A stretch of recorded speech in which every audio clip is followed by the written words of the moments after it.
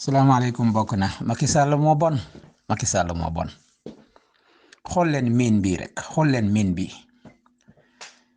bi nu mu rafetee nu mu yànjee ak ni mu rëyee nekk ci biir Sénégal te kenn xamut ni miin bi Macky Sall ak tubaab yi tabax nañ ko ci biir Sénégal te njëriñul Sénégal Macky Sall moo bon muy njëriñ ay tubaab man dama xamut Macky Sall lan moo ko xiir ci loolu ci servir tubaab bi lan moo ko xiir ci loolu laa comprendre di raffiner suñu or di ko yóbbu xoolal village environnement yi dëkkuwaay yi nu mu mel ils en ont rien à foutre seen yoon nekkuñu ci nit ñooñu nga xamante ni dañoo dëkk wër leen ñu bàyyi leen ñu mel ni ay mala waxuma sax ay néeg waaye ay néegu ñax yoo xamante ne lépp a yàqu balaa ngay wax électricité Macky Sall moo bon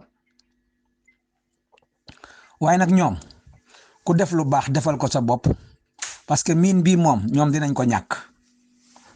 mine bi dinañ ko ñàkk de wala ñu nekk ay nit